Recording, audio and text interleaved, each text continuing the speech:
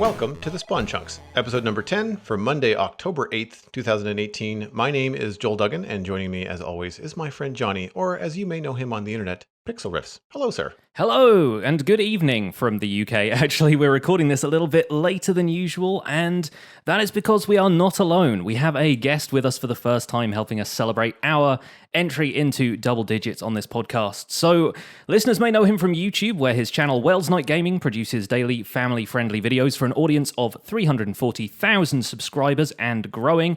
He also runs a second channel, Wells After Dark, playing RPGs, roguelikes, and other games for an older audience, and he streams on Twitch kind of whenever he feels like it. Welsknight, welcome to the show. Hello, hello. It's kind of customary around here for us to start each show by talking about what we've done in Minecraft this week. So, at the risk of maybe spoiling some stuff for the YouTube audience, what have you been up to, Wells? This week, to be honest, not much. I've actually been fairly sick over like the last few weeks, and I have barely played any Minecraft at all this last week because I've been on my couch. And lying on the couch is not Minecraft playing time for the full-time content creator. It's got to be something of a break. You got to recharge. Yeah, I've been laying on my couch and I've been playing a little bit of Assassin's Creed Odyssey, but I was feeling fairly well for a couple of days there, and I did manage to build the first ever iron farm that I have ever made in the many years that I've been playing Minecraft. So I'm pretty proud of that. Fantastic stuff. But that's basically it. It's like one iron farm. Thank you for coming on the show, agreeing to do this while you were like recovering from being ill. I feel like we've kind of pressed you into this all of a sudden, but yeah, good stuff. Like I've been working on a creeper farm this week myself, and technical Minecraft is not normally something I touch, but I've been trying to branch out with this season, and I've kind of met that in the middle by turning the outside of it into what's going to be a cruise ship. Right now, it looks like a giant half pipe just in the bay outside of my my island. But yeah, farms all around. How about you, Joel? What have you been up to?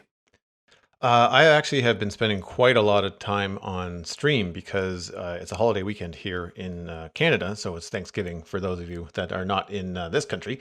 And I had just some downtime, so I had a huge 4-hour stream yesterday where we were building paths, which it sounds really boring when you just say it on a podcast, but I had a lot of fun. It's that part of taking a build, still working on the inn on a bridge, and kind of meshing it into the landscape so it looks less like someone plunked it there, and you know, like the bridge and the stairs and the path leading up feel like they're more nestled into the countryside. So I was on stream with a bunch of really cool people, including some people I think you sent over my way, Mr. Pixlriffs. I do my best. So we had some fun, and the challenge was to not do like the standard grass path stuff. We were using cobble and stone and mossy stuff and trying to make like a cobbly, grassy path through the woods. So it's something I've not done before, at least not at this size or in this scale. So I had a lot of fun with it. I found it quite relaxing. There's something zen about path building, I think. It's kind of becoming one with your environment and deciding like what the path should be and where it should be taking you.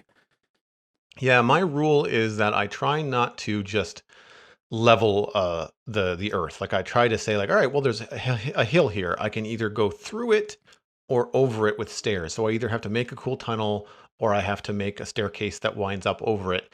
I even try and avoid cutting down trees just because I find it makes the path more interesting. I really don't like walking through, the nether is a really good example. A lot of times it's more convenient to build nether tunnels in straight lines, right? Because you're really just there to go quickly.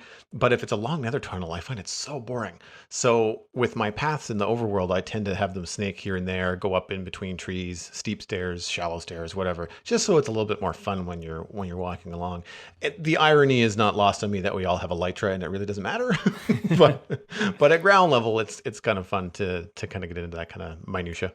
Speaking of stairs, we've got a little bit of news this week coming in from post Minecon. So we thought all of the exciting news had been delivered at the big live stream last week, but now on Twitter we have Dinnerbone and Lady Agnes confirming that around 40 new stairs, slabs, walls, variants of existing blocks are going to be coming to the next update. And Wells, you must have an opinion on this because you're a builder, and I feel like a lot of people are probably breathing a sigh of relief that there are going to be andesite and granite stairs out there in the world. This is the answer to my prayers. This is- I'm sure. I mean, anytime anyone has asked me if you could add something to Minecraft, what would it be? My answer was always slabs and stairs for all the things. Mm-hmm. So this is it. This is the one I've been waiting for forever. So I'm very excited about this. Dinnerbone, the savior of the builder, and Indeed. I feel like that was the reaction everybody had when Prismarine slabs and stairs were added as well, which feels oh so long ago at this point. But yeah, I think I remember talking to Joel on the first podcast that we sort of interacted back when he was just interviewing me on that as a content creator, and I was talking about Prismarine slabs and stairs like they were some kind of far off and unapproachable mystery, and yet now we have them, and even more stuff coming along. Still no new blocks aside from what they announced at Minecon, but with 40 new stairs and slabs and so forth, there's definitely scope for some stuff to come. Yeah. I know that they had mentioned, I think directly, that smooth stone stairs was in there. Mm-hmm. But with 40 being the number, I mean, that hints at maybe even something like concrete getting slabs and stairs, which surprises me. Or wool. I've imagined wool for a while getting converted into stairs just because people are so keen to put carpet going upstairs, which is something you can't really do. Interesting. Or wool slabs for like awnings. Yeah, totally. There's because right now it's either carpet or full block, and both of them look disproportionate. Yeah, there's a lot of applications to wool slabs and so forth, I'm sure. Wells, if you were to pick one, like what is the stair or the slab that you are just like champing at the bit to have in the Stone. game? Stone, yeah. Yep, because gray. I love my gray colors.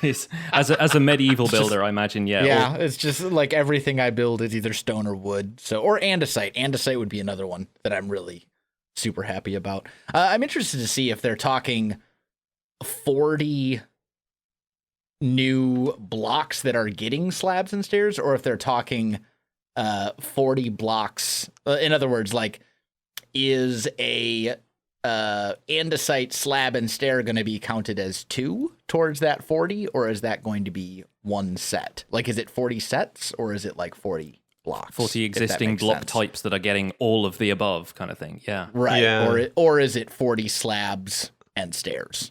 Because I mean, then we're talking 20 block types.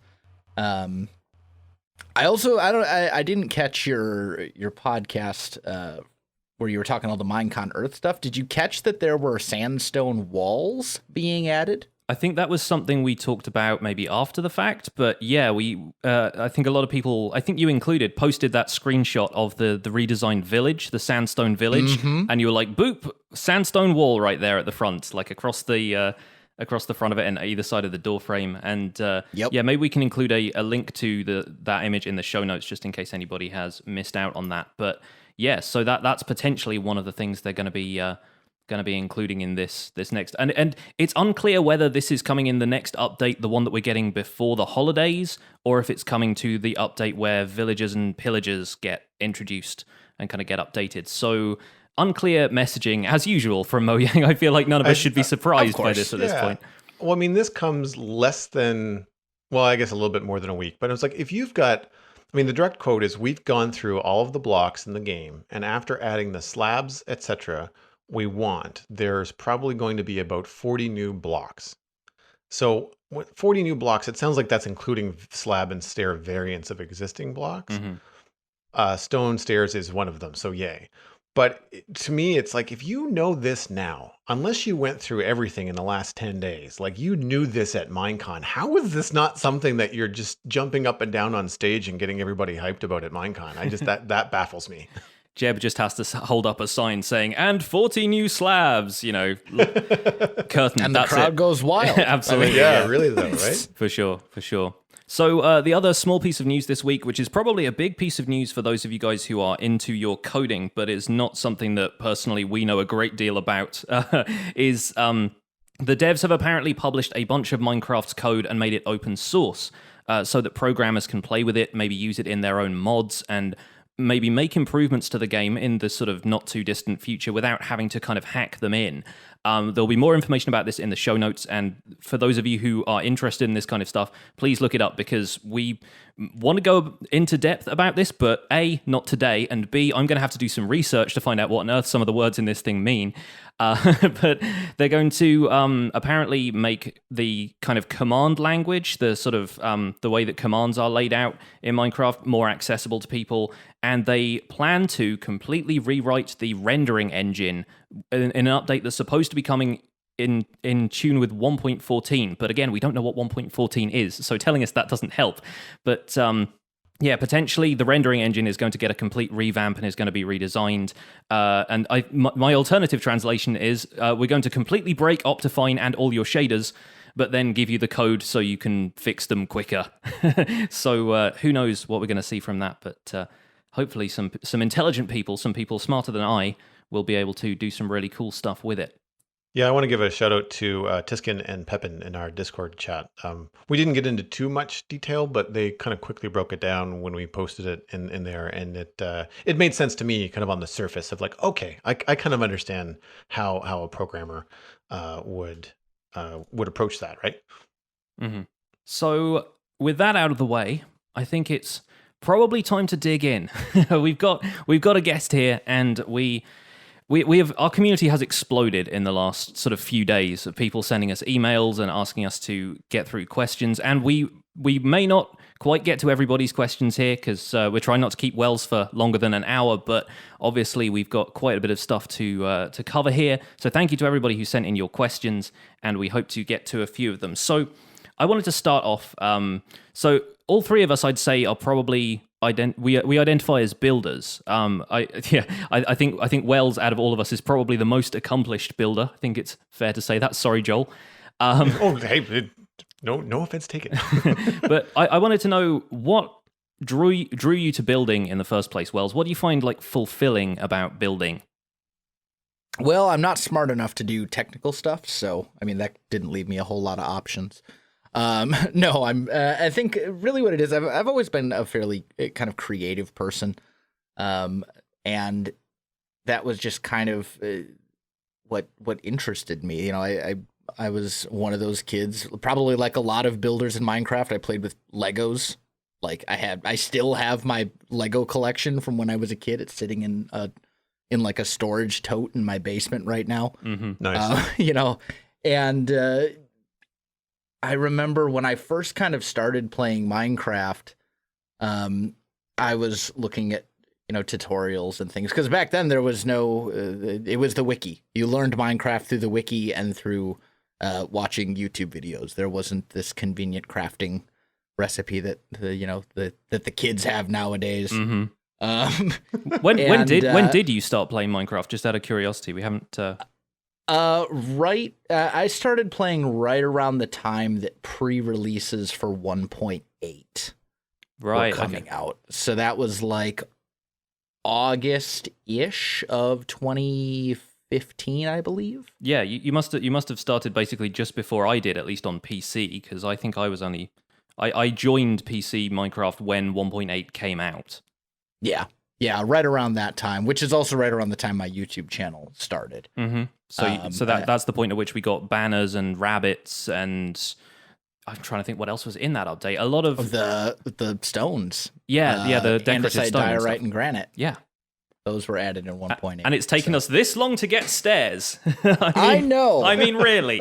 I know. I'm with you. So that and they can keep the diorite and the granite stairs, but give me my andesite stairs. It's all I've been asking for. Anyway, I digress. Yes. So you were learning Minecraft through the wiki and through the occasional tutorial video at that point. Yeah, and I was watching tutorials, and I fell across some of the great builders.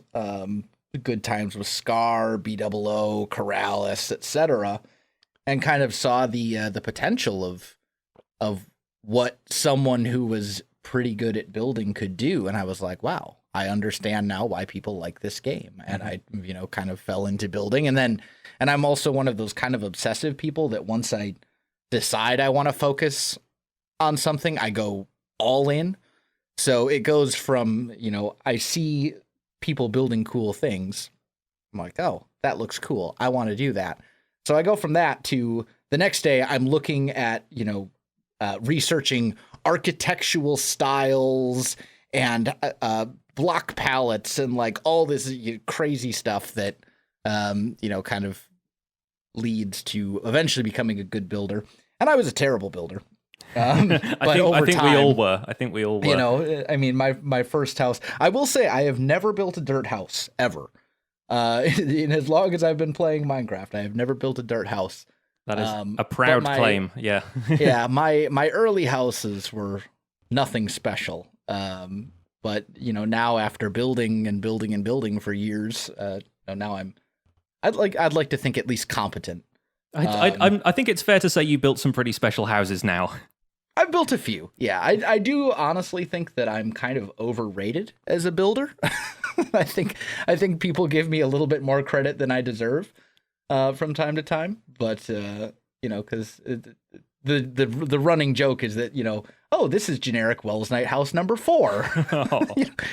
The starter house for this series, etc. Because there's like a couple of styles that I'm very good at and very comfortable at, but I'm like a one trick pony, as the saying goes. I feel like it's one of the things that makes Minecraft accessible to new players, though, is having something that seems like almost like a set that you've put together from different component parts, and if it's built with like accessible materials, like we were chatting a little bit before the show, and you were like, well, I mainly build with just stone and wood, and those are the materials that you get basically from the very beginning of Minecraft. So if you specialize in building stuff like that, you're always going to have those resources available to you, right? It's like modern builders struggle all the time to get hold of hardened clay and concrete and the stuff that you really have to grind for. Meanwhile, you're building castles out of basically what you can dig up from anywhere else in the world. So if there's a style to specialize in, you've chosen one that's going to be bountiful basically everywhere you go.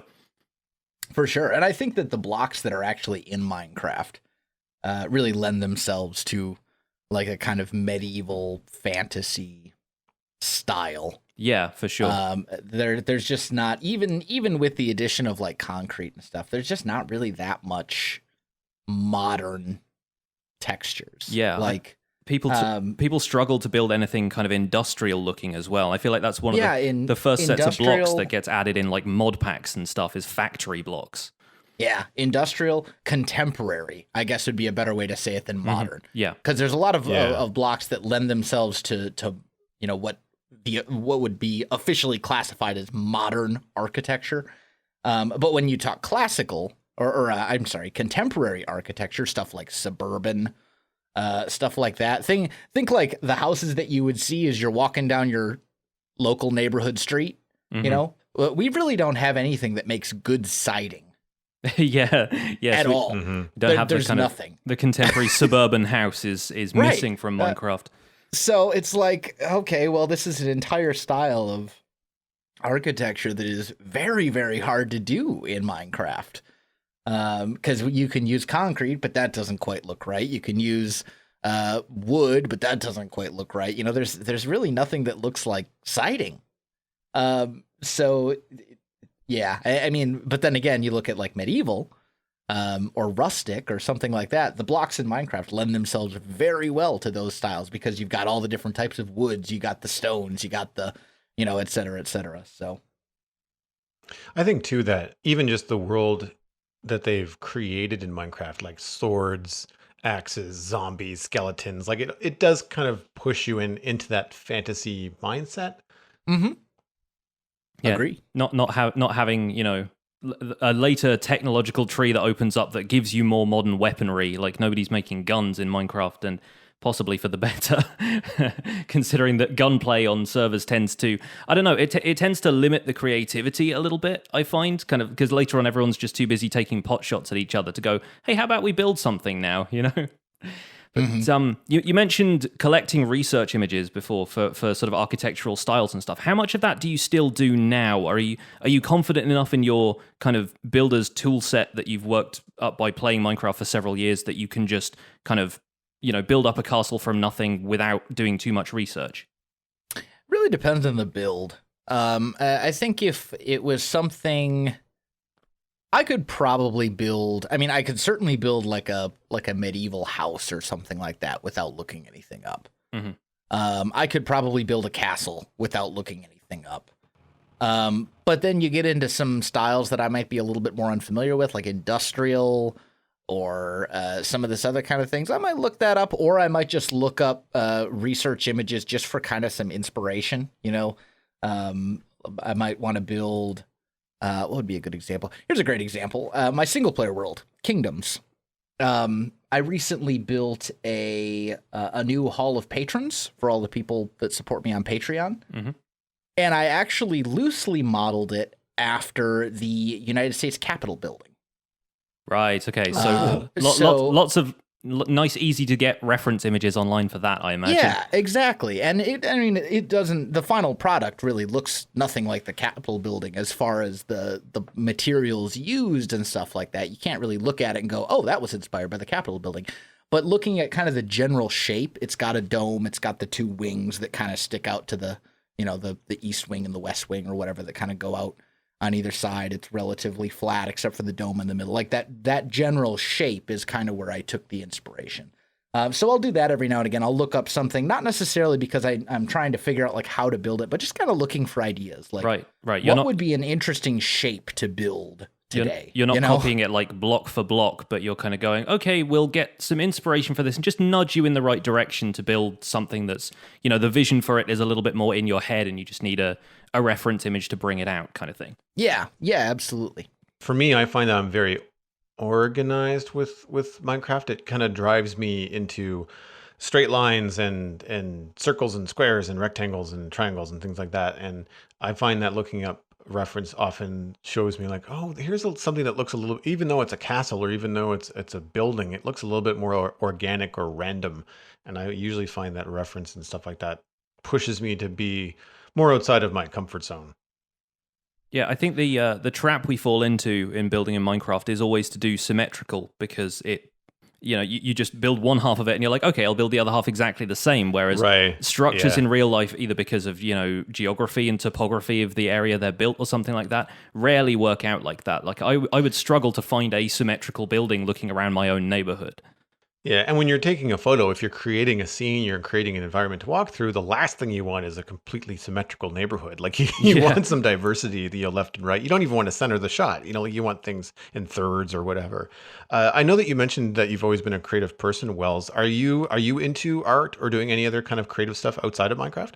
I am into music to an extent. I used to draw. I'm not capable at all. I'm terrible at it. But I used to draw when I was like growing up and stuff, badly.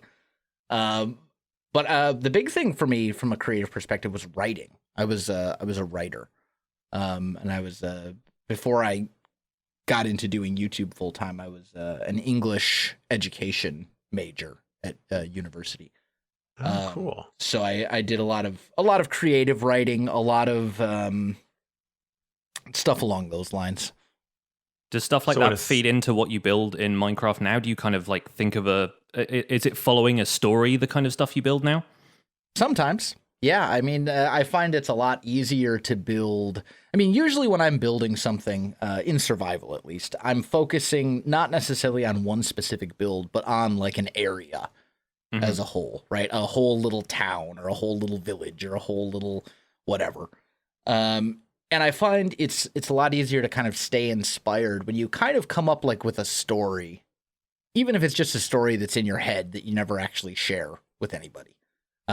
Because you're thinking, okay, well, I've got this village, and this village, what kind of people live here? Well, it's people like this, and they live in this is their level of technology. So they live in wooden houses, and they have fire for food and cooking and things. Okay, so there's that. How do they make money? Well, they're fishermen. Okay, well, now we know we need to build docks and we got to build boats and all this other kind of stuff. Okay, well, what else do they do? Well, they raise livestock. Okay, so now we got to build fields, and it's a way to kind of give yourself ideas. You're thinking up kind of a story. And it doesn't have to be anything like super, super in depth. You know, you're not saying, well, right here, this is Bill's house and he's married to Susie and For they sure. have two, you know, you're not thinking anything super, super in depth, but just kind of like a general concept and like a general lore and backstory can really kind of help you think up ideas and stay inspired and kind of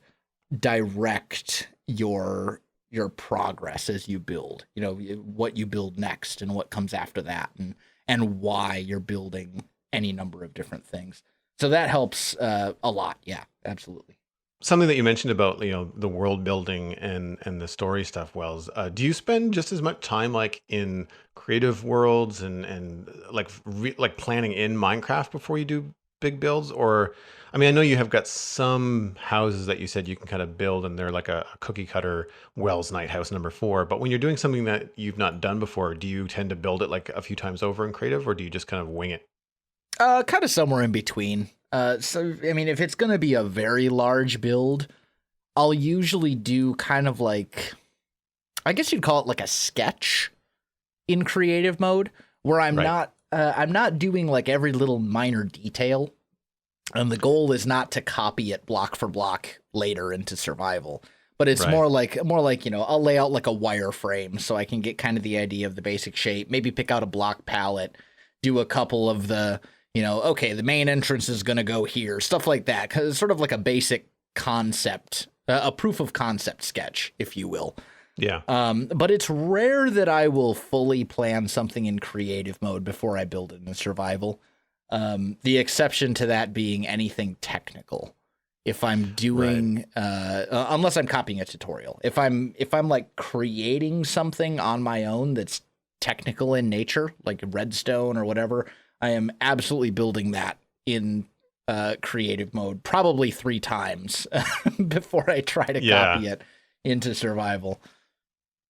For Well, sure. it saves you so much time, because those kind of components tend to be so tricky to place, you know, in survival versus flying around in creative, and you're able to float around a block and go underneath something and, you know, just poke something to remove it and place it. Yep. And yeah, no, I do the same thing with technical stuff. When I do creative stuff, I tend to make pieces of a build. Like if I know that a build like a church or a tunnel or something, like I do a segment just to kind of figure out a block palette or something. And then I was like, all right, well, this is going to be 20 segments long. I don't need to do that in creative, or, you know, kind of mull things over. I was listening to a YouTube video with Scar actually, and he was saying that he builds stuff like 3 or 4 times over, but not copying it. He'll build it and then rebuild it from memory, and then see what things he just naturally iterates, you know, as he thinks, oh, I could handle this shape differently, or I could handle that shape differently. I thought that was interesting, but I thought, like, man, I don't want to build things 4 times over. Like, twice is my limit. You know. Yeah. Do you ever get frustrated with stuff like that, where you've done something where you have to then tear it down for like a third time, or you have to adjust it again? And do you ever move on, or do you always try to get things just so before you move on to the next stage of a village, or whatever your project is? There have absolutely been times when I've built something and then I'm like, wait, is this really 6 blocks instead of 7?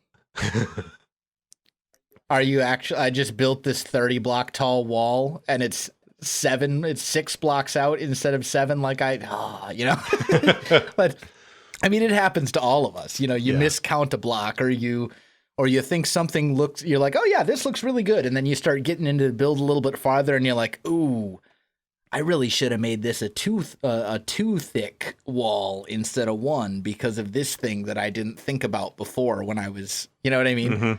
Like it happens, and it's just part of the process. And I think there are certainly times when I'm just like, whatever, this is how it's gonna stay. you know, you know what? Nobody's gonna, no one will be harmed by the fact that this wall is out 6 blocks instead of 7. It's okay. I'm just gonna roll with it because I really don't feel like spending the next 4 hours of my life rebuilding this stupid Yeah, wall. Yeah. yeah, right. It's You know, got to be a very time-consuming process as well. I mean, Minecraft in general is, But yeah, if you're kind of like you want to cut your losses at a certain point and just kind of get on with it, which actually ties into a question we got from one of our Discord community. This is from Anagram, wanted to know how you kind of manage your time between kind of like your screen time and your private life. Like how do you kind of when you go over kind of time budget on a project, like how do you kind of balance that out? Are you the type of person to like stay up all night if that's what it takes to get a build done, or are you kind of more disciplined with stuff like that? I would say I have in the past been the kind of person that would not go to bed until the stuff was done. Mm-hmm. And now I'm kind of getting to the point where I'm like, I'm getting too old for this. Yeah, right.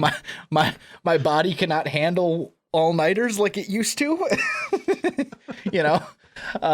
So yeah, it just depends. I think I probably don't do as good of a job of managing my time as I should. I should probably spend significantly more time with my wife than I do, for example. I feel like all our partners say that. They're like, yeah, I mean, I get tunnel vision on something, you know, like I'll start working for the day. I'll go into my office, I'll shut the door, and I'll start working on videos or whatever, and that's my focus. Like, and that's all I'm focused on until they're done. And maybe they're done within, 5 or 6 hours of me starting, and maybe they're not done until 16 hours later. And my wife will like pop into my office after 12 hours and be like, "Are you still alive?" And I'll be like, "Yep, I'm still alive. Please get out of my office so I can keep working." Like, I think it really depends. And a lot of it also kind of depends on like how inspired I am. If I'm feeling very, very inspired, I'm a lot more likely to stay up all night and make sure that something gets done. Sure. Before you're staying up because the creative juices are flowing rather than staying up because something's frustrating you and you can't quite get a build right.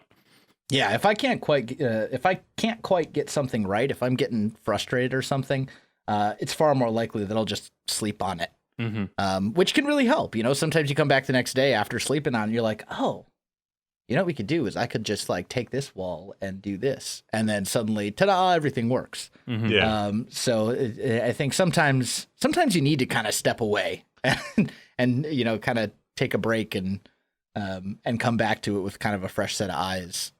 I think too, staying up late is where you end up in those situations where you're just like, well, whatever, I just have to get this wall done, and that's when you wake up the next day and it's like it's 6 blocks instead of 7. And had you gone to bed and looked at it in the morning, you would have realized, oh, good, I'm glad I did that because I would have noticed that I don't make those mistakes. I noticed that in my artwork. Like I don't work late at night. I have a big push in my kind of mid afternoon where I can work well into past regular dinner time. Like I'll eat dinner late, like 8 or 9 p.m. But if I go back into the studio to do any work, it can't be late because like you said, like I can't stay up that late and still be creative and have it be quality. And I just end up redoing it in the morning. And I've found that actually with Minecraft. Like if I go and build something and I start something late at night, I end up with just a bunch of redos or a bunch of stuff I want to change in the morning. One thing I wanted to ask you when you are getting into the studio and doing your videos, are you going into the studio in the morning having recorded all of your clips the day before, or are you going in with a fresh slate, first thing with a cup of coffee saying, okay, this is what I have to do in Minecraft today. I have to start by recording clips and editing. And so what is your process linear, or do you kind of bounce around a little bit more? So basically here the routine is, so I have a Outlook calendar, right? And my Outlook calendar basically has, all right, Tuesday, I've got these 2 videos on the second channel and these 2 videos on the main channel coming out or whatever, right? And it'll, and all the Outlook calendar will say was like Tuesday, Hermitcraft episode 41. Mm-hmm. That's all it'll say, right? So I know that, okay, well, I want to have these videos coming out every other day or whatever. So I'll look at the schedule and I'll go, okay, well, I need to record an Isaac video for the second channel, a Hermitcraft video for the main channel, and a Total War video for the second channel, or whatever, right? And then I'll basically get my cup of coffee and I'll say, all right, I'm going to record this first, and I'll record the one video, and then I'll jump into the next one and the next one, and I'll basically record until I'm done with all my recording. Then I'll edit everything right then and let it render, and then either upload it right after it's done rendering and let it upload overnight to be released the next day. Or ideally, in a perfect world, I'd always be like a couple days ahead of schedule. So on Monday, I'm actually recording and editing and everything my videos for Wednesday. Right. That would be a perfect world. That doesn't always work out because things happen, like you get sick or or whatever. But I almost, in fact, I never upload a video on the same day that I record it. I always am I'm always recording at least 1 day in advance. I'd prefer to be like 2 or 3 days in advance.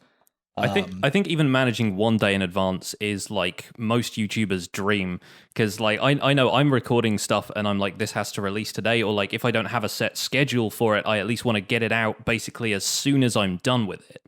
So you've built up a bit of a backlog, and that's kind of aspirational, I think, for a lot of people.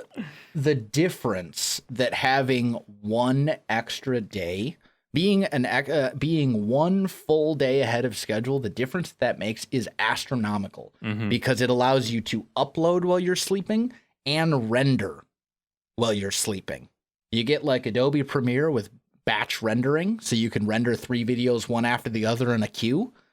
And you're golden. That means that it saves so much time out of your day if you don't have to sit there and wait for a video to render before you hit the upload button and go to bed. Like, that alone saves me like 3 hours a day. Just being 1 full day ahead of schedule, because I just let my videos render while I'm sleeping. I mean, my computer's in paperweight mode then anyway. I'm not going to be recording anything while my computer is also rendering, because I like recording actual like videos and not slideshows. So just being able to render and then upload later, managing your time in that way, so you can basically always be doing something. Even when you're sleeping, you're still doing something. Like, that makes a huge difference for sure.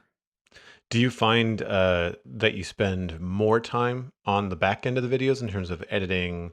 I won't say necessarily rendering, because like you said, that's kind of paperweight mode. But like in terms of the post process, like recording clips and playing Minecraft is one thing, but then the other post production stuff, is it a balance, or do you spend more time in game than not?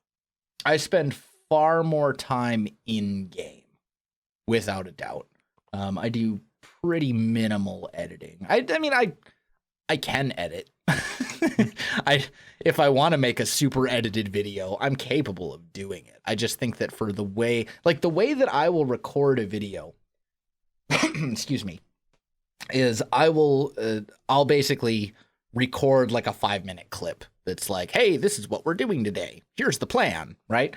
And then I'll stop recording, and I'll do a bunch of stuff, and then I'll record another clip, and so on and so forth. So at the end of the day, I've got 7 clips that are all 4 minutes long or whatever, right? So my editing is basically just taking those clips and putting them together, just one after the other.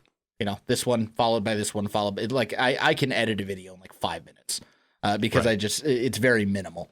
I add a little swoosh effect, and I add a little bit of intro music and a little background music, and that's about it. I imagine part of that style of editing is also what helps you keep like a steady workflow and keep a day ahead, because I know that like if I've got some sort of vision for a video where I've got like a couple of links beforehand, I've got like a collab in there that I want to edit down a little bit. Maybe I wasn't too happy with my monologue, my commentary, and I want to kind of cut out some sections where I felt kind of awkward. And then I've got a time lapse, and I want to shoot that time lapse kind of to music, and that's all going into one video. I can take an hour or two to edit one video that's going to go up, later that day. And at that point, I'm pushing myself further and further back in the schedule. So Yep, I imagine for sure. keeping things simple can be a huge advantage.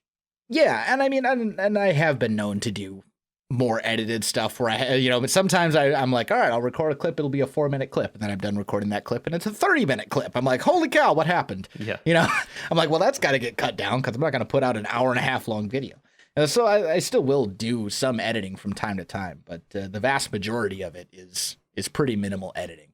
And then the other thing too is that, like you said, you spend an hour editing, and then you got to wait for the video to render, and then you're uploading it for the same day. Like, that pushes into a territory where you're like, man, this is the time. There's just not enough hours in the day. So doing it a little bit in advance makes a huge difference with that. That's why I just have a rule that I never upload on the same day that I'm recording a video. It always goes out for the next day at least, if not farther. The other thing too is that when you're talking about like that minimal editing, it does make a pretty significant difference when you're talking about like you've got your clips and you put them together and all this other kind of stuff. And I totally just lost my train of thought. No worries. There was a thought, it was in there, and it was a great thought, and now it's gone. We'll see if we edit that out of the podcast, or if that's just going to be like, well, no, that was clip number 7. Well, I'm just that stays. I was rambling, hoping that the thought would return to me, and then it didn't. No worries. And I don't recall. I've got us an in, so I'll bring us back in. So if you're recording at a very specific time of day, you seem to have quite a rigid routine. How does that get adapted? I remember. Okay, I remember what it was. It has returned to me. Well, now I've got to edit all of this in. # most professional podcast ever.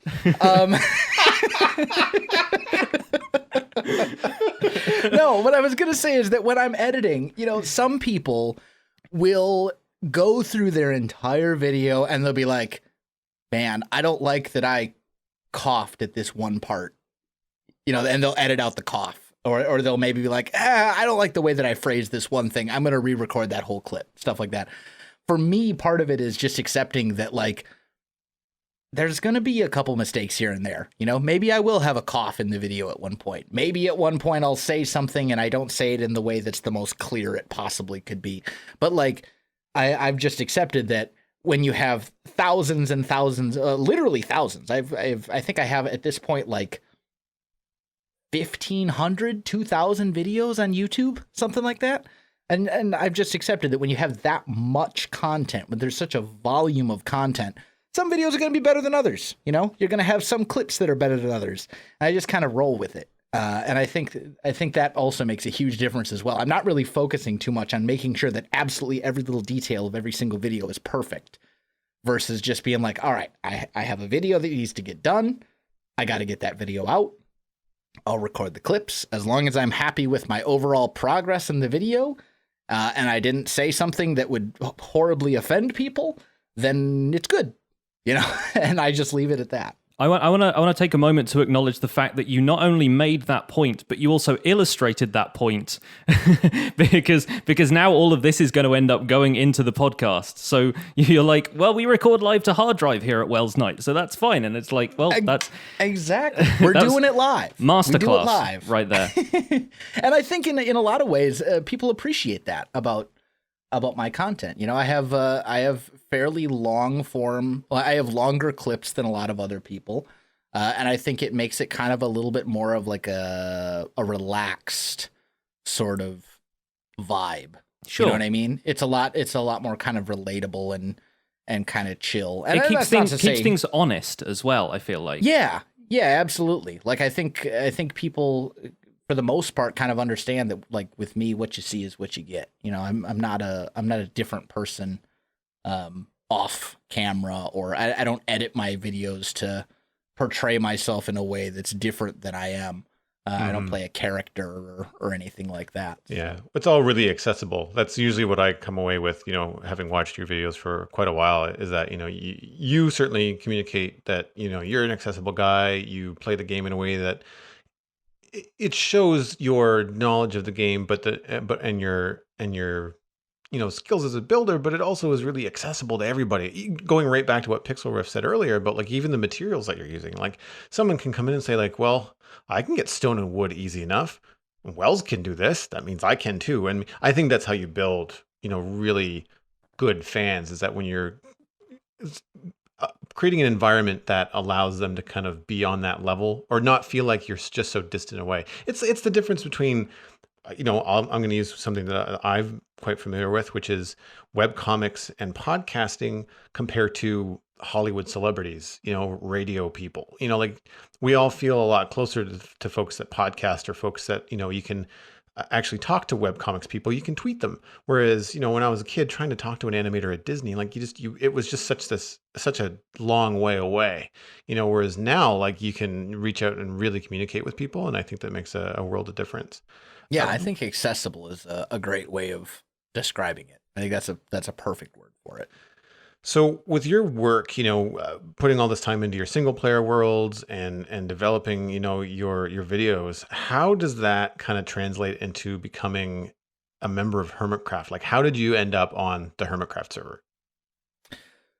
Well, let's see. So it actually goes back to when I first started YouTube. So started YouTube in September of 2015. I think 2014. It'd be 2014 if you started around the same time as I did, because I started my channel in November of 2014. Yeah, so you're correct. September of 2014 is when I started. So I started. I was focusing on Minecraft, et cetera, et cetera, et cetera. Eventually, within the next couple months, I had been watching a lot of Scar, Good Times with Scar, who is also a member of the Hermitcraft server, and I started talking with him in stream and kind of off stream and stuff like that. And we just kind of became friends. And I started playing on a modded server with Good Times with Scar, right? Called Stud Tech. This was years ago. And it was like me, him, and 2 other people or something like that. It wasn't a big server. It was just a small handful of this. The guy who was running that server kind of vanished from the internet because he got a girlfriend and a focus on a job or something, real life stuff. Basically. It happens to the best of us. Yeah. So at that point, there was nobody to kind of manage the mod pack and manage the server. So I'm like, hey, I'll do that. So I started doing that, and Scar and I continued to play and become friends, and on it went. So this went on for like another, I don't know, maybe 6 months to a year, something like that. And I get a message from this guy that I've never heard of called Iskall. And I'm like, and he's like, hey, I'm part of this vanilla group. We've kind of stumbled across some of your videos. We think you'd be a big hit, or we think you'd be a good fit, I guess would be a better way of saying it. And it would be great if you would consider joining us. So I'm like, well, sure. That sounds fun. So I joined this vanilla server called Kingdomcraft, and members of Kingdomcraft, it was myself, it was Iskall, there was this guy called Python, there was this guy called Cubfan, there was this girl called Stress Monster, and I'm sure I'm missing a couple of people. But long story short, I played with them for a little while. I'm like, hey, who'd be a great fit for this super build-focused vanilla server? You should invite this guy called Good Times with Scar. And they looked at Scar and took one look at his content and his builds and said, great plan, let's get him. So Scar joined us as well. And then Python got invited to join Hermitcraft. And maybe 4 to 6 months later or something like that, basically everyone who was a part of Kingdomcraft got invited to join Hermitcraft. Well, for the most part, everyone who was active on Kingdomcraft, because we had a couple people that were like whitelisted on the server but didn't really do anything. They had stopped playing or whatever. And then there was Stress Monster, who was definitely active, but was not invited immediately. And I wasn't part of the discussions, obviously, to invite us or not. But presumably Stress just wasn't invited at that time because they were already inviting like 5 other people, and they didn't want to invite like literally everybody.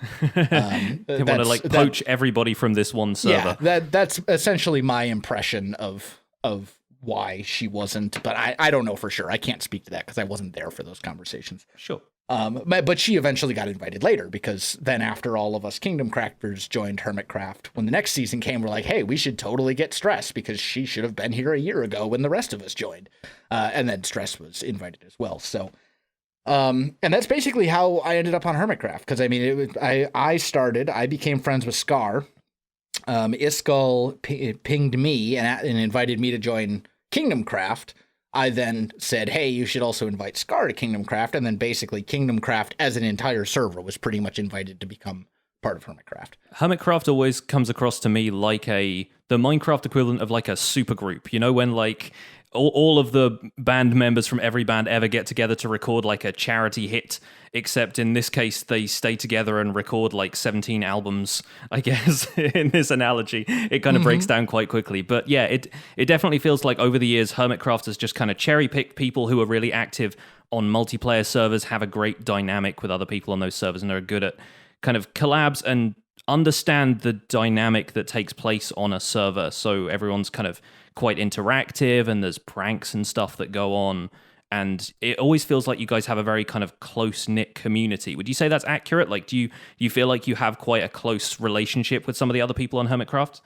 Yeah, absolutely. For sure. I mean, obviously some people know each other better than others. You know, you've got like Tango and Impulse are like inseparable. You know, Yes. the dynamic duo. And obviously Tango knows Impulse better than I know Impulse. But I wouldn't say there's, everyone knows each other at least on like a cordial level. You know, we would all consider each other to be friends. And I mean, you've got your smaller groups kind of within the larger group as a whole. But yeah, absolutely. We've got a great dynamic. Everyone is friendly. Everyone kind of knows where the line is. That you don't cross, and we all kind of have the same general goals in mind, and I think it works out really well. I imagine that's quite important as well to a multiplayer server, to set kind of boundaries, because pranks occasionally can be taken too far. And I feel like on YouTube, maybe the dynamic is slightly different because you all kind of know that you're in it to make content. And so it's never going to come across as malicious if somebody does something, because they're not doing it for the sake of it. They're doing it for a video reaction or something like that, or they're doing it for content for their own thing, which then feeds into content for you. So it all feels like kind of the circle of life, as it were. Yeah, ultimately the goal is to create content to entertain the Hermitcraft audience, right? And I think kind of as a result of that, there's some things that we would do that would probably cross the line on a typical public multiplayer server, like the Convex Cathedral prank from season 5 would be an example. I was wondering if the cathedral was going to come up. Like, like the cathedral. It was a great prank. You know, it kind of, I admit, it did kind of kill my my idea, my creative streak that I had been on at the time, because that's what I had been focusing on, and then the prank happened. I was like, oh, now what do I do? Yeah. Now this is going to have to stay here for a while so that everybody else can. But I wasn't upset about it or anything like that, because I knew that it was a good prank, and it was entertaining for the audience involved, and that's the big thing. But at the same time, like when we're talking about people becoming part of Hermitcraft, like, there's a certain level of professionalism that we expect. And people don't get invited to become part of Hermitcraft unless they have demonstrated that they have that level of professionalism. You know what I mean? Like, there's a lot of different things that we look at when we're talking about potentially inviting someone to join the group. Some of it's the type of content, some of it's their relationships with people already in the group, some of it's like their professionalism and their maturity, and it's just a whole bunch of different stuff we look at. But I mean, we don't really have to lay down specific written rules, because everyone kind of just knows where those rules are. You know what I mean? People kind of just know like what crosses a line and what doesn't. Sure. Yeah. It's kind of like the unspoken sort of gentleman's rule of things. And yeah, there's a certain level of maturity it takes, I think, because you're definitely adults on the Hermitcraft server. You're all a certain level of maturity, and you understand, like, it's almost the same kind of stuff that you would apply in a social situation in like a workplace. You know, you don't kind of make inappropriate references in a workplace. You know, stuff like that doesn't happen on the server as well. And especially because, even just kind of joking around in chat, you never know who's recording. You know, there's just a certain level of like implicit politeness, I think, that goes on that maybe some people watching kind of take for granted, but it really must take a lot of, cooperation and mutual respect and good vibes to keep a server like that going for as long as it has. Yeah, I mean, the big rule is just kind of the golden rule of playing together, and that's don't be a jerk. You know, I mean, that's sure. really all it boils down to. And it definitely helps that everyone on the server is an adult. I mean, I'm pretty sure Mumbo is the youngest member, and he's in his like early 20s. Yeah. You know, we don't have anyone that's 13 years old running around in the server and doing whatever pops into their head. You know, and that makes a difference for sure. Everyone has a certain level of maturity and kind of knows where the line is. So. Yeah, absolutely. There's a certain level of respect. There's a certain level of maturity, and most of the rules. We really don't have any written rules. It's just kind of the general, use common sense and don't be a jerk, and that's really all we need because everyone's got that level of maturity already. For sure. Do you feel like being a member of Hermitcraft has had an impact on how you play? Are you like inspired by the people who are building stuff around you to up your game? Or do you feel like you're approaching things? I mean, Kingdom Craft might play into this a little bit as well, seeing as that's another kind of building community that you joined. How do you feel like you approach things differently on a multiplayer server when you're surrounded by other people's builds than you would in a single player world? Or are you more just doing your own thing? I think playing on a multiplayer server like Kingdom Craft and Hermitcraft has certainly made me a better builder. I don't know if I would necessarily say that I play multiplayer that differently. I'm trying to compare like Kingdoms to Hermitcraft and think like, is there anything that I've built on Hermitcraft that I wouldn't build in Kingdoms or vice versa? And I don't think I really play them differently as far as like what I would build, but I would definitely say that playing on Hermitcraft, Kingdom Craft multiplayer, build-focused multiplayer servers has absolutely made me a better builder and has definitely made me up my Minecraft game as a whole. Because you can be running around the world and you'll see something, you'll see the tree that Scar built, and you're like, that's the most amazing thing I've ever seen. Wow, I never thought about using those blocks in that way. And then suddenly you've picked up this new like tip that you can implement into your own builds later on. So I think it has certainly made me a better player and a better content creator as a whole. I don't know if I necessarily play Hermitcraft any differently than I play single player. I mean, obviously there's the community aspect of it, right? You don't do multiplayer stuff in a single player world. There's nobody to prank on single player. Right. Like obviously there's some differences in that way, but as far as like scale and stuff like that goes, I don't think I really play multiplayer any differently than I play single player from like a scope of the project size type perspective. I just think that overall playing on a server like Hermitcraft has made me a better builder and player overall. What do you think are some of the challenges of playing on a server the size of Hermitcraft? Lag can definitely be one. I mean, you get the thing with Hermitcraft is Hermitcraft very much has kind of a go big or go home type of attitude, right? Yeah. And we've got we have roughly like 20 or 25 active members on the server. I'd say maybe half of those people are very technical. So then you get 12 people who are not just technical, but super technical, who all have, I'm not gonna make an iron farm that produces a stack of iron an hour. I'm gonna make an iron farm that produces a double chest of iron an hour. Yeah. And even though I'm good, and by the way, I'm also going to be the only person using this farm, and then you multiply that by 12 people, and that's where you're like, oh, okay, well, now we've got a little bit of server performance issues. Or you flip it over on the builders. We're not going to use one item frame. We're going to use 500 item frames. Definitely guilty of that one over here. Yeah, yes. Exactly. I am too. So that can, server performance can just be an issue. And I think it's because all of us are big Minecraft player. We come up with big ideas and we build big, massive, impressive things. And in many cases, those big, massive, impressive things are complete and total overkill for for what they need to be, especially when it comes to farms. So that can certainly be an issue. I mean, obviously, you can run into some issues that most of the issues you run into outside of server performance can just be solved with communication. But Right.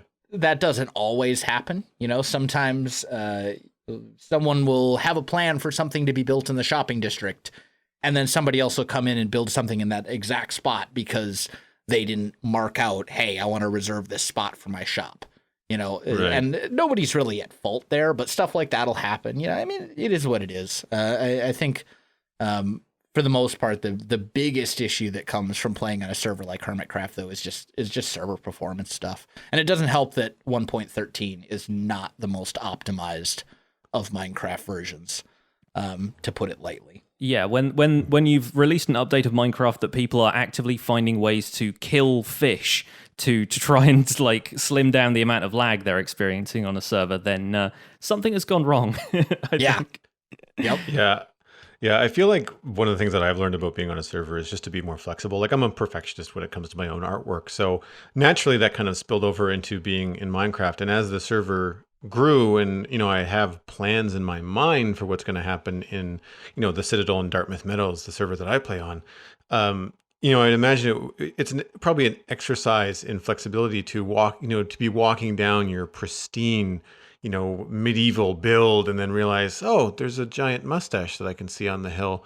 Okay. Yep. Like, you just have to just accept it and move on. It's like that storyboard game of yes and. It's like, all right, well, how can we weave this into my medieval folklore? Yep. Oh, too funny. It's a fantasy world. The buildings spontaneously grow mustaches. There's nothing wrong here. Well, we've been talking a lot about vanilla, and I want to kind of squeeze in one last little nod because I am a big fan of your Nature's Beauty series, and I am relatively new to modded Minecraft. I actually haven't been playing Minecraft for very long at all, only a little over a year, and I was wondering, like, you seem to have such a deep knowledge of modded Minecraft. Do you have any experience coding, like getting under the hood of the game, or is this just from gameplay experience over the years? I have zero experience coding. I couldn't code a hello world. Like I I know nothing about that world at all. But I do have a lot of experience with modded Minecraft from playing it extensively, from watching it extensively. When it comes to modded Minecraft, a lot of mods are very similar. Like you learn one tech mod and you kind of know the basics of how just about every other tech mod. You know what I mean? You understand that this machine connects with this machine and then outputs to this thing. Or you understand that this thing works like this thing does. And then it makes it a lot easier to kind of learn. I also have a pretty significant amount of experience making my own mod packs. And most mod pack authors make it very easy to really kind of customize and tweak the way that stuff is done within the mod pack to really kind of make it your own. Like mod pack config files can be incredible for customizing an experience. Things like Mine Tweaker, or actually I think it's called Craft Tweaker now, for kind of like creating your own custom recipes or changing the behavior of this or stuff like that. Like that can make such a huge difference when it comes to making your own stuff. And it's really not that hard to learn. Like there's a little bit of an initial learning curve, but they all pretty much work in the same way when it comes to that kind of stuff. So once you figure out how to do it, you're pretty much good, and you can then do it from then on. And yeah, as I said, most of that experience, I have zero coding knowledge, but the rest, but I mean, I've just done it enough over time now that I know how to create a mod pack or play modded Minecraft. Interesting. I didn't realize that the mod authors would make like an accessible syntax. Like they would have all the coding and stuff to do, but then they give you, the person that downloads the mod pack, the ability to easily understand, oh, I changed this particular thing and it outputs a result. X. It is absolutely all the credit needs to go to the mod authors for when it comes to modded Minecraft for the most part. Hmm. I mean, just about every like major mod is going to have a very big customizable config file of some sort. So it'll be like, do you want to, you're talking about like extra utilities. Do you want to have the angel ring in the game that gives you flight? True or false? Do you want to have an Right. easy angel ring recipe? True or false? Yeah, and you can just say yes to this, no to this, yes to this, no to this. And then suddenly you've got this mod that tons of people have played with and are familiar with, but you've customized it and tweaked it in a way that fits the theme of the mod pack you've created. Nice. And you can do the same with like crafting recipes. You're like, well, I want to have this item, but I don't like the crafting recipe as it stands, so I'm just going to change it and make it into this instead. And using those tools that mod authors have created for you, without any real knowledge of coding whatsoever, you can basically create a very kind of tailored and customized experience. Yeah. And that's basically what Nature's Beauty is. How long did it take you to put together the mod pack for Nature's Beauty? Which time? Oh, I guess the most recent. I've got the latest one. I think your latest release was something like July or something like that. Yeah. So Nature's Beauty was, I'd say a year, but that's not really true. I first worked on Nature's Beauty about a year before the mod pack eventually came out. And then I worked on it sparingly over the course of a long period of time, a little bit here, a little bit there. Originally, Nature's Beauty was going to be a 1.10 mod pack. Oh, wow. And then, so I actually got it to the point where it was like pretty much done. And then the whole modded community started shifting to 1.12. And I was like, well, I guess I'll remake the whole thing in 1.12. And that's such a heartbreaking thing as well, because you don't want to be left behind. If you think there is potential for people to really enjoy this, you want to deliver it in the most like up-to-date version possible. But then, you're leaving behind like 6 months to a year of progress on the mod pack at that point. On and off. And what a lot of people don't realize about modded Minecraft is that you can't update a mod pack to a new version. Like in vanilla, you're like, oh, well, I've got this 1.10 world and 1.12 is out now, so I'm just going to update to 1.12. It doesn't work that way for modded. When you change versions, you break every mod within the pack. So you're almost never going to be able to change like a 1.10 mod pack and take that world that you've created and update it to a new version. It just doesn't work that way. So you're basically talking remaking the entire mod pack from scratch when you're talking about switching versions. And that's basically what I had to do with Nature's Beauty. Is I had it as a 1.10 pack, and it was pretty much ready for release. And then I was like, you know what? I've been working on this forever, off and on. 1.12 is kind of where the modded community is headed now, with all the changes and stuff that were made in 1.12, and with all the stuff that's going to be happening with 1.13. I think 1.12 is going to be the modded version for quite a long time. So I'm just going to remake the whole thing in 1.12 and release it as a 1.12 mod pack, which is what I did. And once I actually set to that and I already had kind of a basic concept of what I wanted to do, it probably took me a couple weeks, maybe a month to create the playable version that in 1.12. And then I updated a little bit here and there, fixed this, fixed that, tweaked this, little minor updates. But I'd say from the time that I made the decision to do a 1.12 pack, and to the time that I released the first playable version of Nature's Beauty, I think that was probably like a couple weeks, maybe a month tops. Nice. Well, we're getting close to the end of our time here, so I do want to wrap things up. But before we do, we did have a couple of questions from our community which we wanted to get to. We got this one from Colin, who was asking, do you have time to watch any YouTube outside of Hermitcraft and like your immediate kind of community? Are there any Minecrafters that you follow on YouTube outside of the Hermitcraft group? There aren't many that I follow outside of Hermitcraft. I do have time to watch videos. I usually watch videos while I am editing, or something like that. I've got a 3-monitor setup here, so I'll have whatever I'm unless I'm actually like recording something. I'll have what I'm doing on my main monitor, and then I'll usually have a YouTube video playing on my second monitor, even if it's more for just like background noise than me like actively watching it. So like when I'm grinding for resources or whatever, I'll be watching a video.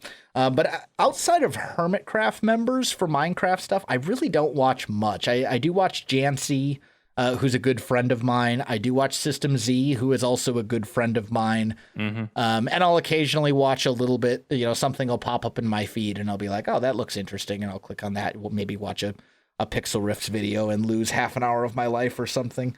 No, I'm kidding. I'm kidding. But no, I mean, for the most part, when I'm watching Minecraft stuff, it's either Hermitcraft members and I'm watching Hermitcraft videos, or sometimes I'll go back and I'll binge watch like old stuff. I'll go back and watch like old episodes of Building with BOO or something like that from way back when. But most of the video watching that I do, I'm not really like actively watching the video. It's really more just kind of background noise while I multitask and do other stuff, because it helps me kind of think and pass the time. It's kind of like listening to a podcast while you're doing menial stuff. Hey, that's something our listeners can relate to, I think. And you've got some people there with some great voices. I mean, like BOO, System Z, Jancy, they're all very listenable people, and they've all got pretty good like audio quality on their videos. So even if you're not watching what they're doing on the screen, then at least you've got some pleasant background noise. Sounds good. Absolutely. And then as far as other YouTube stuff goes, I don't really have that much time to watch. I mean, just watching Hermitcraft videos alone is a lot of time. I can relate. You watch way more than most people do, and you watch them at double speed, if I remember correctly. I have. It has been known when we're a little bit late on a deadline for writing a script, I do need to speed them up occasionally. There's only so many hours in the day, and there's so much Hermitcraft content out there that it's hard to watch even just the Hermitcraft videos. So I don't watch nearly as much as I should. But outside of that, outside of Hermitcraft, I don't really watch that much Minecraft stuff on YouTube, because most of I shouldn't say that. There's some technical stuff that I'll watch every now and again as well. I'll watch like some Ilmango just to be like amazed at whatever he came up with that totally breaks Minecraft. You need to know what the meta is as well. You need to know if like witch farms are broken and like what COD are doing now and that kind of stuff. Like Ilmango is always kind of the one on the cutting edge of like, hey guys, this is probably something you need to know about Minecraft. Maybe not if you're trying to make this incredible farm, but also just because they've messed with some mechanics behind the scenes that they were never really that explicit about. And they've done enough digging through working on SciCraft that they've just come across this anyway. So or just completely useless stuff that's just mind-blowing. Like, oh, by the way, I made this dead coral farm that produces 57,000 coral per hour. What? It's like reading the Guinness Book of Records every day. Yeah, it is. So he blows my mind. I mean, pretty much all the SciCraft people, honestly, are pretty mind-boggling to someone like me who's not technically inclined. But I don't really watch too much Minecraft outside of that. Cool. I think there's only so many hours in the day, and just kind of keeping up with Hermitcraft, because I try to not rely on the recap to know what's going on the server. Yeah, we're just as confusing as watching the regular videos, so I don't blame you. I mean, the recap is a relatively short video compared to like you have to cut out so much stuff, you miss little things here and there, and I try to stay on track of stay on top of what's going on in Hermitcraft on my own, but like it's easier said than done, Yeah, and sometimes when you're watching through somebody's individual video, you can come across a funny moment that maybe we didn't include in the recap, but maybe that spawns the idea for like a whole new set of pranks just based on one thing that somebody said, right? So exactly, for sure. Like, I mean, the recap, it can only cover so much, because the video would just be, if you covered every little like funny moment or whatever, like it would just take too long. we'd be feature length at that point, I think. Yeah. Exactly. And like you have to cut stuff out of the recap because that's the nature of the recap. But sometimes I want to know that Cub is up to this thing that you didn't cover in depth because you couldn't. But I'm interested in that, so maybe I want to watch it or whatever. For sure. Well, one last question before we wrap up for today, and I'm going to read this one in full because it's from Cosmic Dancer and from her young daughter. So this was kind of a special thing where I couldn't help. It was just too cute not to read out in full. So it says, when my daughter watched the last podcast, she heard you were taking questions for Wells, who is one of her favorite hermits, and she wrote down a question for him for me to email into the show. So here's her question. This is from Little Cosmic Dancer. And this is going to be your best daughter voice, right? I don't think I'm qualified to do the daughter voice right now. It's too late in the evening for the daughter voice. All right, so here we go. Hi, Welsknight. I want to first say that I love watching your videos on YouTube. You're one of my favorite hermits, and I love your Kingdoms series. I love playing Minecraft, and one of my favorite things to do is building. And as I know you're a really good builder, I wanted to know what are your top 3 tips for planning and completing a good build in Minecraft? That is a wonderful question. The 3Ds. It's the 3Ds of building. You've got design, which is essentially the shape of your build, the block palette, the things like that, right? It's like the big picture stuff. So you design your building, you pick out a shape, you pick out the blocks you're going to use, you make sure it all looks good on the highest, like, overarching level. Design. That's the first D. The second D is depth, right? You make sure you don't have flat walls. You make sure you have varying levels of depth within the build, layers upon layers. And that makes the build look considerably better than it would if you did not have depth. And then finally, the last D is detail. And those are your little things like your landscaping, or maybe you have a little bit of texture variation, or maybe you add flower pots, or maybe you add whatever, right? Details. And it's all the little extra stuff to kind of make the build go the extra mile. So 3 tips, there are 3 Ds. Design, depth, detail. Those 3 things will take any build and make it better than it would be without them. Fantastic advice, and I think I've probably learned a little bit from that as well. So that is going to wrap up another episode of the Spawn Chunks, folks. You can find more information about the show and links to some of the things we talked about and the people we talked to at thespawnchunks.com. The music for the show was composed by me, and The Spawn Chunks is proud to be a listener-supported podcast, and with your help we can continue to produce, evolve, and expand the show. You can even send us questions on the occasions when we have guests in. And you can visit patreon.com/thespawnchunks to join our community, where pledging at any level will get you an invite to our patrons-only Discord chat. We've had some exciting news this week. Our first goal, our first kind of milestone goal on Patreon has been met. We are now making $25 per show, and we cannot thank you guys enough for that. We've actually exceeded that goal, and we're now making $29 per show. This has activated a Discord minor role in our Discord chat, where we kind of celebrate the people who are able to donate a little bit more per show, and they also get a credit on the website as well. Our next goal is at $50 per show. We're going to record kind of pre and post show banter. You know, Joel and I often talk a little bit before and after the show, so we're going to actually incorporate that into the patrons only RSS feed once we reach that milestone goal. One of the best ways that you can spread the word about the show is simply word of mouth. You can do that by poking a friend in the arm, or maybe using social media. You can find us by name on Twitter and on Instagram. You can also use hashtags like Minecraft Podcast and the Spawn Chunks when you do that. If you'd like to email the show, you can send us a message at thespawnchunks@gmail.com.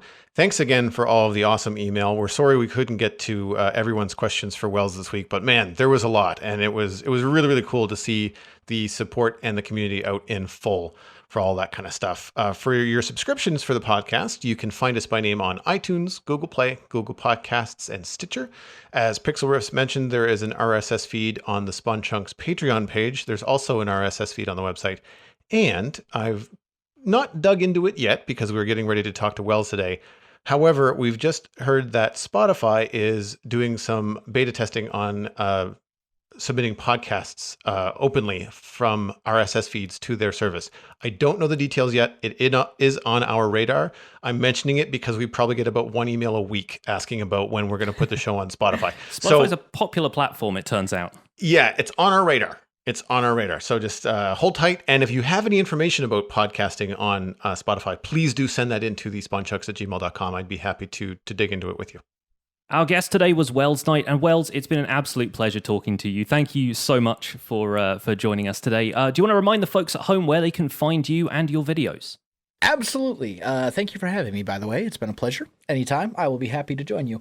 Main YouTube channel is youtube.com/WellsNightGaming. Second channel is youtube.com/WellsAfterDark. I also have Twitch, which is youtube.com/WellsNight, and Twitter, which is twitter.com, or it at Welsknight Plays, because Welsknight Gaming was too long. And that's basically it. George, there's this wonderful website referred to as the Google, and you can just plug Welsknight Gaming into the Google and find me all over the place. My name is Pixlriffs, and you can find most of what I do at youtube.com/Pixlriffs, where I have a Minecraft survival guide series for beginners and my multiplayer Let's Play series, Decidedly Vanilla, where you can see quite how big the cruise ship is that I've committed to building. I'm also the voice for the unofficial Hermitcraft recap, which you can find through a quick YouTube search and find out what Wells and the crew are up to on a weekly basis, although I do, of course, recommend watching Wells' channel first. I stream 3 days a week on Twitch, where these days I'm mostly working on larger Minecraft projects for my YouTube series, but I play other games from time to time. Aside from that, I'm at Pixlriffs on both Twitter and Instagram. Joel, how about you? You can find everything that I am up to online at joelduggan.com. That includes my illustration and design portfolio. You can email me through the website if you'd like to hire me. Just drop me a line. I am also a podcaster on many shows. You can find the Citadel Cafe and Comics Coast to Coast online. One is about sci-fi and geeky entertainment. The other is about comic creators, illustrators, and animators. I'll let you figure out which one is which. You can follow me on YouTube, Twitch, Twitter, and Instagram with just my name, Joel Duggan. And hey, while you're out there, follow me on Twitch. I'm having a lot of fun over there. Hope to see you soon. Thanks for visiting the Spawn Chunks. The world outside is infinite, but enough TNT will soon take care of that.